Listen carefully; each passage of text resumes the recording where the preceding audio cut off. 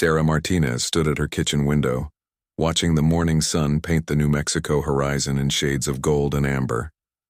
The coffee in her hands had grown cold, just like everything else in her life since Miguel's accident 6 months ago. The ranch that once buzzed with activity now felt hollow, its 2,000 acres stretching endlessly before her like a burden she could no longer carry. At 42, Sarah had never imagined she would be running the Double M Ranch alone.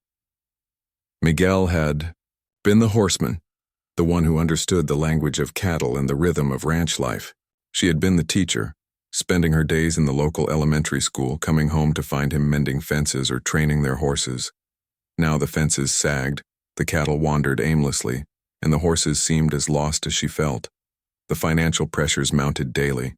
Without Miguel's steady hand guiding the ranch operations, they had lost 3 major contracts with neighboring ranchers who needed their horses trained for rodeo competitions. The bank statements showed a steady decline that kept Sarah awake at night, staring at the ceiling and wondering how long she could keep the ranch that had been in Miguel's family for 3 generations. Her sister Elena called every few days from Phoenix, gently suggesting that Sarah sell the ranch and move to the city. "You're not a rancher, Sarah," Elena would say with well-meaning concern. "You're a teacher. There's nothing wrong with starting over somewhere else." But Sarah couldn't explain the pull she felt toward this harsh, beautiful land. It wasn't just Miguel's legacy she was protecting. It was something deeper, something that called to a part of herself she was only beginning to understand. The local community tried to help in small ways. Jim Patterson from the neighboring ranch would stop by occasionally to check on the cattle, and Maria Santos from the feed store always asked how she was managing. But Sarah could see the doubt in their eyes, the unspoken question of how long the schoolteacher could survive in a world that demanded strength, skill, and an understanding of animals that couldn't be learned from books. Some mornings, Sarah would walk out to the old training corral where Miguel had worked his magic with difficult horses. She would lean against the weathered wooden rails and try to imagine his voice, try to remember the patient way he would approach a skittish animal, the calm confidence that seemed to flow from his hands into the horses he touched. But the silence was deafening, broken only by the wind whistling through the empty spaces where life used to flourish. The ranch house itself seemed to echo with memories. The mudroom where Miguel's boots still sat by the door, the dining table where they had planned their future together, the bedroom where she now slept alone listening to the unfamiliar sounds of a ranch settling into decline. Everything reminded her of what she had lost, yet she couldn't bring herself to change anything, as if preserving the physical remnants of their life together might somehow bring him back. Financial reality, however, wouldn't wait for her grief to subside. The monthly mortgage payment loomed like a storm cloud, and the costs of maintaining the ranch continued to drain their savings. Sarah had already sold Miguel's prized truck and some of the newer equipment, but these measures were merely delaying the inevitable. She needed to find a way to make the ranch profitable again, or she would lose everything that Miguel had worked so hard to build. As she stood there that morning, watching the sun climb higher into the vast New Mexico sky, Sarah made a decision that surprised even herself. She wouldn't give up. Not yet. Somewhere in this sprawling landscape, among the challenges that seemed overwhelming, there had to be a way forward. She didn't know what form that path would take, but she was determined to find it. The Double M Ranch had survived droughts, economic downturns, and the changing times that had claimed so many other family operations. It would survive this too, even if she had to learn everything from scratch. The wind picked up, carrying with it the scent of sage and the distant sound of cattle calling to each other across the range. For the first time in months, Sarah felt something other than despair. It was small and fragile, barely recognizable, but it was there. Hope. She had no idea that this decision would soon lead her to an encounter that would change not only her own life, but also the fate of a broken Apache Mustang who was fighting his own battle for survival on the harsh frontier that both of them now called home. 3 days later, Sarah received a phone call that would change everything. Tom Wilson, the local livestock auctioneer, spoke in hushed tones about a horse that had been causing problems at the county facility. The animal had been captured during a Bureau of Land Management roundup of wild Mustangs, but unlike the other horses, this one refused to be broken or even approached safely. He's been there for 2 months now. Sarah, Tom explained over the crackling phone line. They're calling him Apache because of the way he fights. Nobody can get near him, and they're talking about putting him down if someone doesn't take him soon. I know it's not the best timing for you, but I thought about Miguel and how he had a way with the difficult ones. Sarah's heart raced as Tom described the stallion. Black as midnight with a white blaze down his face, Apache stood 16 hands high and carried himself with a pride that captivity couldn't diminish. Several experienced horse trainers had attempted to work with him, but each encounter ended the same way, with Apache rearing, striking, and making it clear that he would rather die than submit to human control. The facility manager, Dr. Rebecca Hayes, was a practical woman who understood that resources were limited, and difficult horses took time and money that could be spent on more manageable animals. She had given Apache every chance, but the stallion's aggressive behavior made him dangerous to both staff and the other horses. The decision to euthanize him was scheduled for the following week, unless someone with exceptional skills could intervene. When Sarah arrived at the facility that afternoon, she could hear Apache before she saw him. The sound of hooves striking metal echoed across the complex as the stallion fought against the confines of his holding pen. Dr. Hayes led her through a maze of corrals filled with various horses in different stages of the adoption process, but Sarah's attention was focused entirely on the commotion coming from the isolated pen at the far end of the facility. Apache stood in the center of a reinforced steel enclosure, his coat slick with sweat, his eyes wild with a mixture of fear and defiance. Scars marked his flanks and legs, evidence of his encounters with barbed wire, rough terrain, and the struggle for survival that had defined his life on the open range. But what struck Sarah most was the intelligence in his eyes.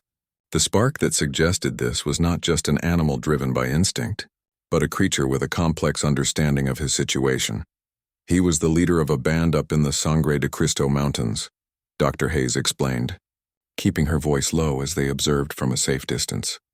When we brought them in, the other horses adapted fairly quickly to human presence, but Apache has never stopped fighting. He's magnificent, but he's also dangerous. 3 of our best handlers have been injured trying to work with him. Sarah watched as Apache paced the perimeter of his pen, his movements fluid despite the cramped quarters. Every few minutes he would pause and look directly at the humans observing him, his gaze intense and uncompromising. There was something in that look that reminded Sarah of herself. The stubborn refusal to accept defeat, the determination to maintain dignity even in the face of overwhelming circumstances. Dr. Hayes continued to explain the practical challenges of keeping Apache. The facility was overcrowded, and his aggressive behavior required him to be isolated from the other horses, taking up valuable space and resources. The staff was skilled and dedicated, but they also had to consider the safety of everyone involved. Apache's reputation had spread throughout the local horse community, and potential adopters were warned away by stories of his unpredictable temperament. As they spoke, Sarah noticed something that others might have missed. When Apache looked at her, his ears moved forward slightly, a subtle gesture that suggested curiosity rather than pure hostility. She had spent enough time around Miguel's horses to recognize the small signs that indicated an animal's emotional state, and something in Apache's posture suggested that beneath the aggression lay a deep well of pain and confusion. The stallion had lived his entire life in freedom, running with his band across mountain meadows and desert valleys, making decisions that determined not only his own survival, but the welfare of the horses that followed him. The sudden transition to captivity, the loss of his leadership role, and the constant pressure from humans trying to dominate him had created a psychological wound that was perhaps deeper than any physical injury he had sustained. Sarah found herself thinking about Miguel and the stories he used to tell about horses that had given up hope. The ones that fight are still alive inside, he would say. It's the quiet ones you have to worry about, the ones that have stopped caring what happens to them. Apache was definitely not one of the quiet ones, and in his continued resistance, Sarah saw something that she recognized in herself, the refusal to surrender, even when surrender might seem like the easier path. When Dr. Hayes asked if Sarah was interested in taking Apache, the logical answer should have been no. She was already struggling to manage her own ranch, had no experience with truly wild horses, and couldn't afford the veterinary bills that would inevitably come with owning such a difficult animal. But as she looked into Apache's eyes one more time, Sarah heard herself saying yes, knowing that she was making a decision that would either save them both or destroy whatever remained of her carefully constructed life.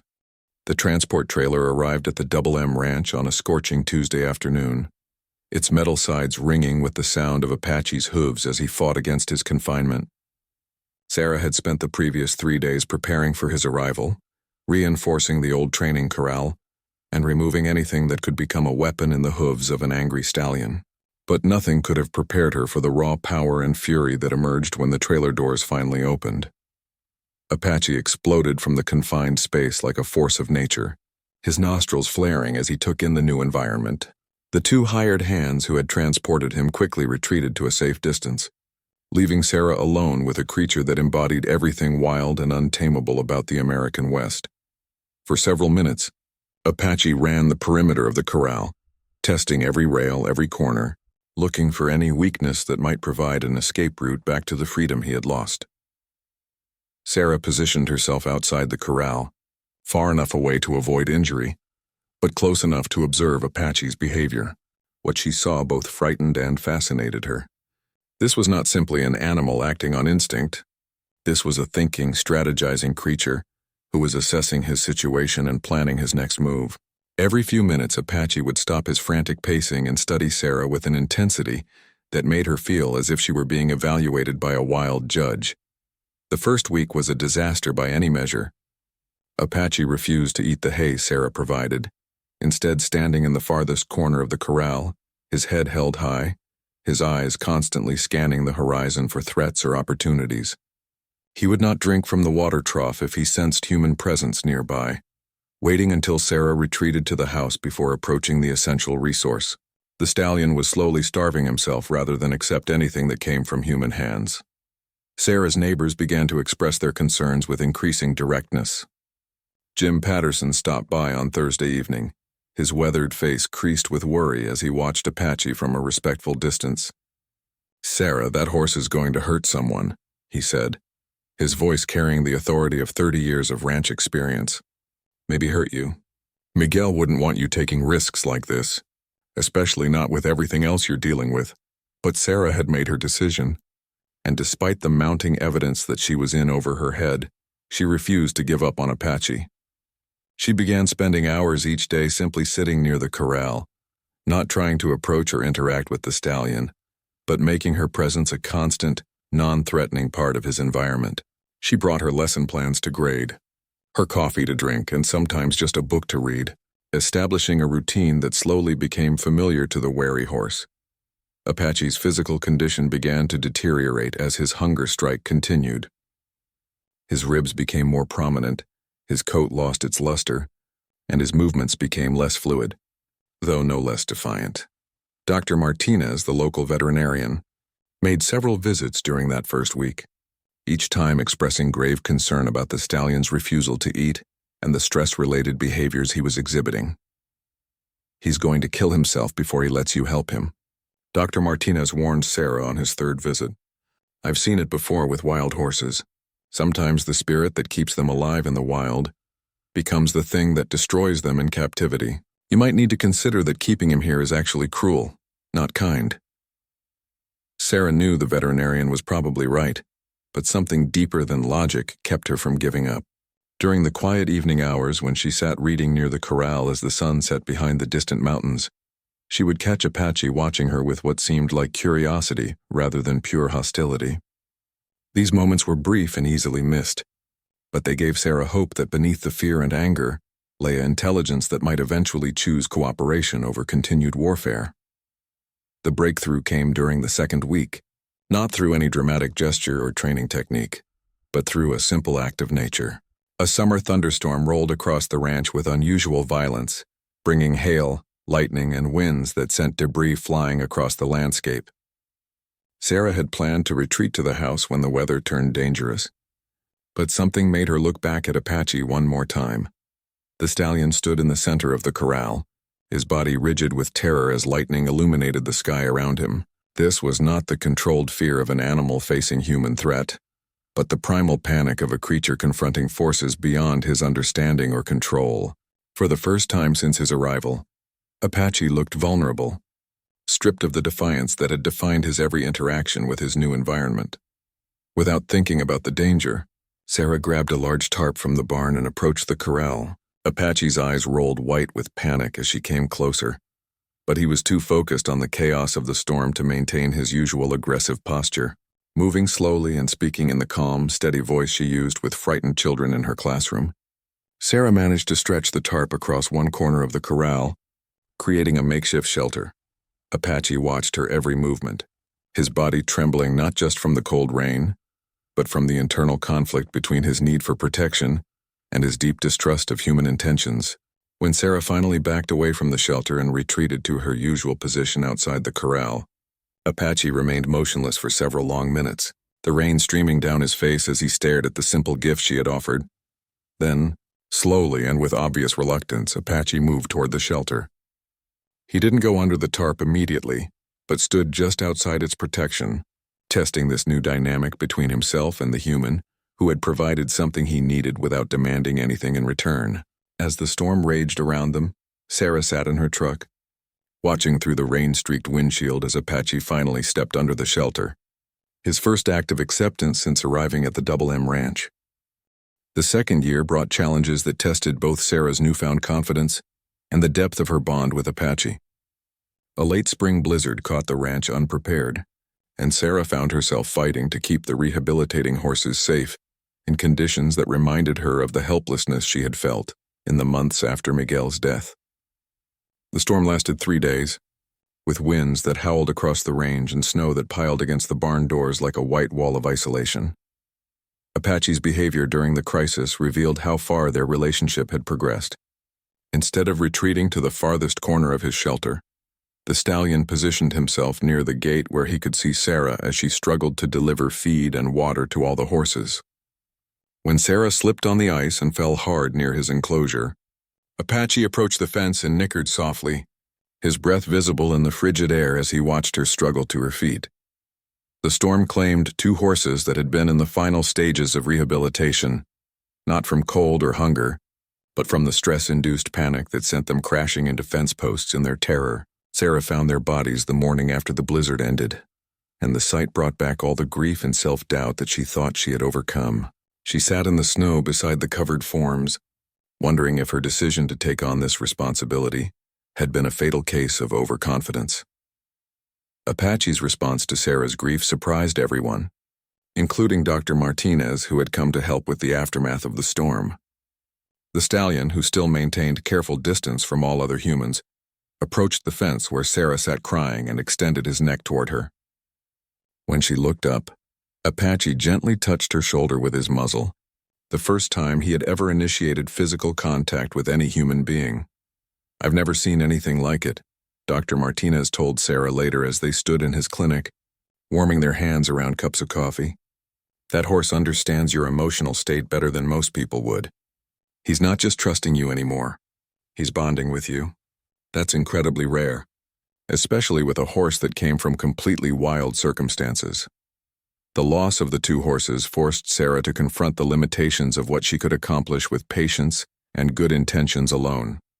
She enrolled in equine psychology courses, studied under a renowned animal behaviorist in Colorado, and began developing more structured rehabilitation protocols that could better serve the traumatized animals that came to the ranch. Apache became her teaching partner in this evolution. His calm presence and obvious trust in Sarah made him an ideal demonstration horse for the workshops she began hosting at the ranch. Horse owners would travel from across the Southwest to learn Sarah's methods, watching in amazement as she worked with Apache to show how trust could be built between humans and animals that had given up hope. The workshops brought unexpected income to the ranch, but more importantly, they spread Sarah's philosophy of patience-based rehabilitation to a wider community of horse owners and trainers. Sarah's approach, which emphasized understanding trauma rather than simply breaking resistance, began to influence how other facilities approached difficult cases. One of the most challenging cases arrived in the form of a young boy named Michael, whose parents brought him to the ranch along with his horse, a gelding named Thunder, who had developed dangerous behaviors after a traumatic trail riding accident.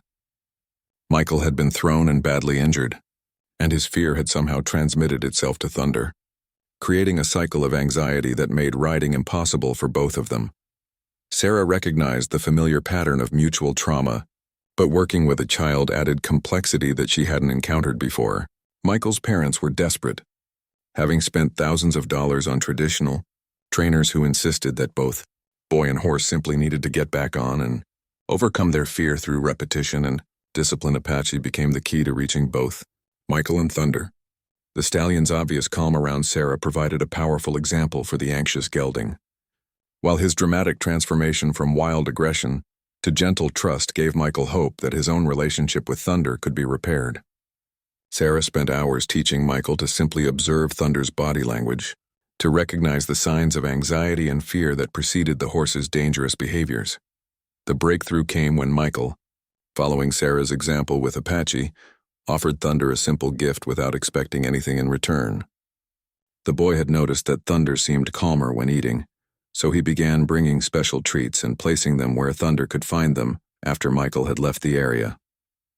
Gradually, Thunder began to associate Michael's presence with positive experiences rather than the anxiety and pressure he had learned to expect. The success with Michael and Thunder attracted the attention of therapeutic riding programs throughout the region. Sarah began consulting with facilities that serve children with disabilities, veterans with PTSD, and adults recovering from various forms of trauma.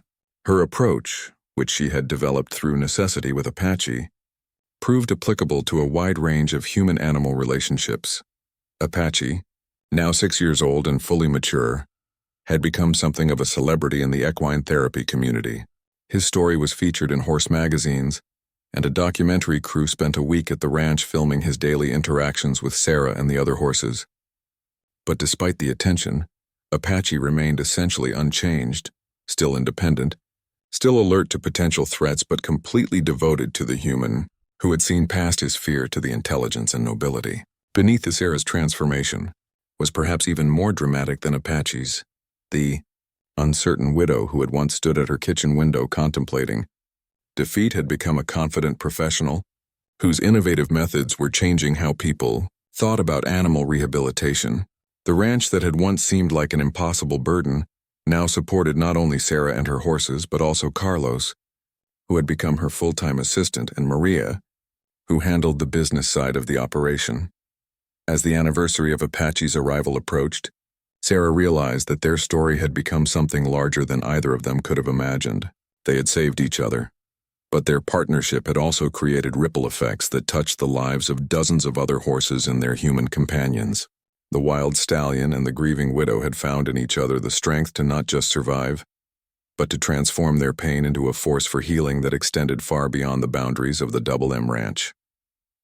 5 years after Apache's arrival, the Double M Ranch had become something that neither Sarah nor Miguel could have envisioned in their original plans for the property. The ranch now hosted an internationally recognized equine therapy program, with visitors coming from as far away as Australia and Germany to study Sarah's methods. The main house had been expanded to include conference facilities, and several new buildings had been constructed to house the growing number of horses that called the ranch home. Apache, now approaching his 10th year, had settled into the role of elder statesman among the ranch's horses. His presence continued to calm newly arrived animals, and his obvious devotion to Sarah served as a powerful demonstration of what was possible when trust was built through patience rather than dominance. He had never been ridden in the traditional sense, and Sarah had never attempted to impose that kind of human control on him, but their partnership had become something deeper and more meaningful than any conventional riding relationship. The relationship between Sarah and Apache had evolved into something that transcended typical human-animal bonds. They communicated through subtle body language, shared glances, and an intuitive understanding that often amazed visitors to the ranch. Apache would position himself near whatever area Sarah was working in, not interfering with her activities but simply maintaining the companionship that had become central to both their lives. Dr. Martinez, now in his 70s, often brought veterinary students to the ranch to observe what he called the most successful rehabilitation case he had encountered in 40 years of practice. "What you see here," he would tell the young veterinarians, is proof that healing trauma requires more than medical intervention. It requires understanding, patience, and the willingness to let the patient set the pace of their own recovery. The ranch's success had brought Sarah financial security beyond anything she had imagined possible. But more importantly, it had given her a sense of purpose that filled the void left by Miguel's death. She had discovered that her calling lay not in the classroom where she had spent her early career, but in the patient work of healing damaged spirits, both human and animal. Apache's story had inspired a book that Sarah wrote about animal trauma and recovery, which became a bestseller in the equine community, and attracted attention from researchers studying the therapeutic relationships between humans and animals. The royalties from the book funded scholarships for low-income families who needed help with animal rehabilitation services, ensuring that Apache's legacy would extend to horses and people who might otherwise have no access to hope. One autumn morning, as Sarah was conducting a workshop for a group of therapeutic riding instructors, she noticed that Apache was moving differently.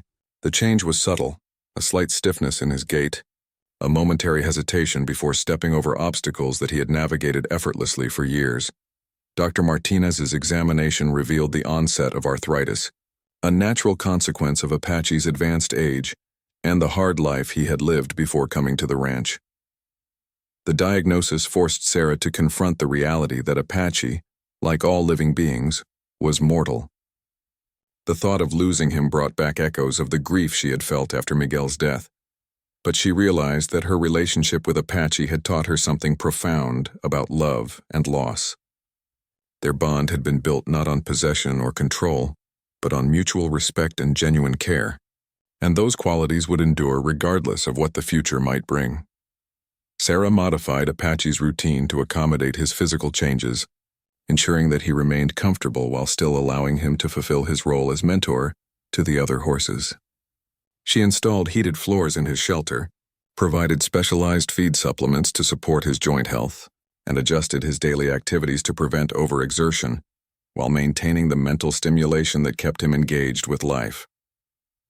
The ranch's work continued to expand, with Sarah training a new generation of therapists who carried her methods to facilities across the country. Apache's calm presence remained central to the training process, as new practitioners learned to read the subtle signs of animal communication and to understand the patience required for genuine healing to occur. On quiet evenings, Sarah and Apache would often be found together in the main pasture, she reading or planning while he grazed nearby. These peaceful moments represented the fulfillment of a journey that had begun with two broken spirits fighting for survival and had evolved into a partnership that had touched countless lives. Sarah's sister Elena, now a regular visitor to the ranch, often marveled at the transformation she had witnessed in both her sister and the property that had once seemed like an impossible burden. "You found your calling," Elena told Sarah during one evening visit as they watched Apache moving slowly but contentedly among the other horses. "Miguel would be so proud of what you've built here." The truth was more complex than Elena understood. Sarah hadn't simply found her calling. She had been found by it in the form of a wild stallion who had taught her that sometimes the most meaningful relationships arise from mutual recognition of shared wounds. Apache had given Sarah the gift of purpose, but she had given him something equally valuable: the proof that trust was possible, even after experiencing the worst that life could offer. As the sun set behind the New Mexico mountains, painting the sky in shades of gold and crimson, Sarah reflected on the journey that had brought them to this moment. The Double M Ranch was thriving, the horses in their care were healing, and the work they had pioneered together continued to spread hope to animals and humans across the world. Apache lifted his head from his grazing and looked toward Sarah, his eyes still bright with intelligence despite his advancing years. In that glance, Sarah saw acknowledgement of everything they had accomplished together, and gratitude for the second chance they had given each other.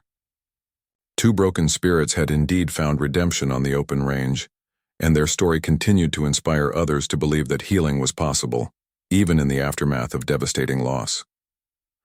By autumn, Sarah and Apache had developed a relationship that defied easy categorization. It wasn't traditional horse training in any sense that Miguel would have recognized, nor was it the kind of partnership that most ranchers would consider practical. Instead, it was something entirely new, a mutual, understanding between two survivors who had found in each other the strength to continue fighting against circumstances that had seemed insurmountable. Apache now allowed Sarah to approach within arm's reach, though he still startled at sudden movements and remained suspicious of anyone else who entered his domain. Their morning routine had evolved into something approaching friendship, with Apache nickering softly when he saw Sarah approaching with his feed, and occasionally even taking treats directly from her hand. The transformation was remarkable, but it came with an unexpected consequence that Sarah hadn't anticipated. Word of Sarah's success with the untamable Mustang began to spread throughout the local ranching community. Tom Wilson, the auctioneer who had first told Sarah about Apache, started referring people with difficult horses to the Double M Ranch. Dr. Martinez mentioned Sarah's work to colleagues at veterinary conferences, describing her intuitive approach to trauma-damaged animals. Soon, Sarah was receiving calls from horse owners across New Mexico who had heard about the widow who had succeeded where professional trainers had failed. The first horse trailer arrived on a crisp October morning, carrying a mare named Luna who had been rescued from an abusive situation. The bay mare exhibited many of the same trust issues that Apache had shown, along with physical scars that told a story of human cruelty rather than wild freedom.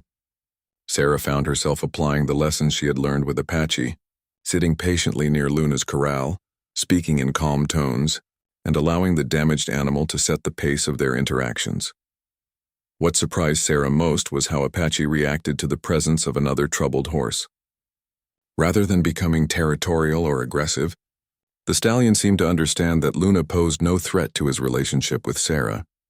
In fact, Apache's calm presence appeared to have a soothing effect on the traumatized mare, as if his own journey from fear to tentative trust provided her with a model for recovery. Within 2 months, Sarah found herself caring for 5 horses, each with its own story of trauma, neglect, or abuse. The financial pressures that had threatened to destroy the ranch were gradually easing as horse owners paid for Sarah's services. But more importantly, Sarah discovered that she had found her calling in a profession she never could have imagined. The work was emotionally demanding in ways that teaching had never been. Each horse carried its own burden of pain, and progress was often measured in tiny increments that could be wiped away by a single moment of panic or flashback. But Sarah found that her experience with grief had prepared her for this kind of patient, persistent hope. She understood what it meant to wake up each day and choose to continue living, despite overwhelming reasons to give up. Apache remained the heart of the operation, serving as both an example of what recovery could look like and a calming presence for newly arrived horses. His transformation from a wild, aggressive stallion to a gentle, if still independent companion became legendary in the local horse community. People would drive hours just to see the horse that had been scheduled for euthanization, and the woman who had saved him, through nothing more than patience and understanding. Dr. Martinez began referring some of his most challenging cases to Sarah, recognizing that her approach complemented traditional veterinary medicine in ways that could benefit severely traumatized animals. "You have a gift," he told Sarah one afternoon as they watched Apache grazing peacefully in the larger pasture where he now lived. "It's not something that can be taught in veterinary school or learned from textbooks. You understand broken spirits because you've repaired your own." The transformation extended beyond the horses to Sarah herself. The woman who had once felt overwhelmed by the prospect of managing a ranch alone now found herself running a successful business that was making a real difference in the lives of both animals and their owners. The skills she had developed as a teacher, patience, observation, the ability to recognize small signs of progress, proved perfectly suited to her new profession. Sarah's relationship with Apache deepened throughout that first year, evolving from mutual survival to genuine affection. The stallion would approach the fence when he saw Sarah's truck coming up the drive, and he had learned to accept grooming and basic veterinary care without the sedation that had once been necessary for any handling. He remained fundamentally wild in his spirit, but he had chosen to trust one human completely, and that trust had transformed both of their lives. The ranch that had once echoed with emptiness now buzzed with purpose. Horse trailers came and went as animals arrived for rehabilitation and departed for new homes with owners who understood the ongoing care their recovered companions would need. Sarah hired Maria Santos's teenage son, Carlos, to help with the daily feeding and cleaning, and Elena began making regular visits from Phoenix, marveling at the changes in both her sister and the property that had once seemed like an impossible burden. As winter approached, Sarah stood in the same spot where she had contemplated giving up the ranch a year earlier. The view was identical. The same rolling hills, the same distant mountains, the same vast sky that seemed to stretch forever. But everything had changed. Apache grazed in the pasture with 2 other horses who had graduated from rehabilitation to permanent residence. Their peaceful presence a testament to the healing power of patience, understanding, and second chances. The Double M Ranch had been saved. But more importantly, Sarah had discovered that sometimes the very thing that seems like it might destroy you turns out to be the key to rebuilding your life in ways you never thought possible. The morning after the storm marked the beginning of a subtle but significant change in Apache's behavior. For the first time since his arrival, Sarah found him drinking from the water trough while she was still visible in the yard. When their eyes met across the distance, Apache didn't immediately retreat to the far corner of the corral. Instead, he held her gaze for several seconds before returning to his drink, a small gesture that felt monumentally important to Sarah. Encouraged by this progress, Sarah began modifying her approach. Instead of simply sitting near the corral, she started talking to Apache in the same gentle, patient voice she used with her most troubled students. She told him about the ranch, about Miguel, about the challenges they both faced in their current circumstances. Apache's ears would flick toward her when she spoke, suggesting that he was listening even if he couldn't understand the words. Dr. Martinez returned the following week and was surprised to find Apache's condition had stabilized.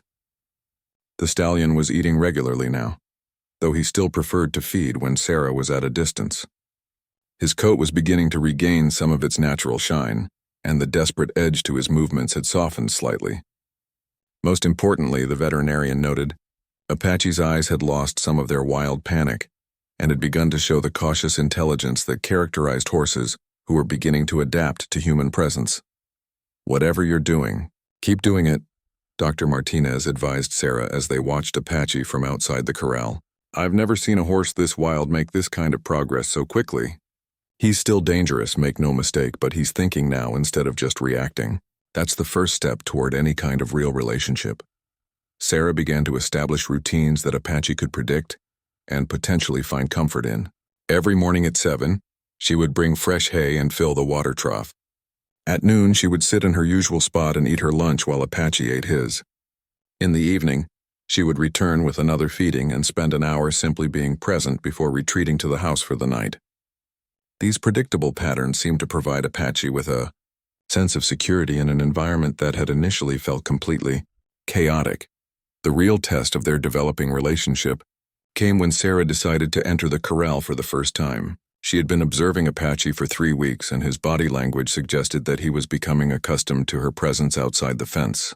But entering his space would be a completely different matter, one that could either strengthen their bond or destroy the fragile trust they had been building. Sarah chose a calm afternoon when Apache was resting in the shade of the shelter she had provided. She moved slowly and deliberately, making sure he could see her every movement as she approached the gate. Apache's head came up immediately, his muscles tensing as he prepared for flight or fight.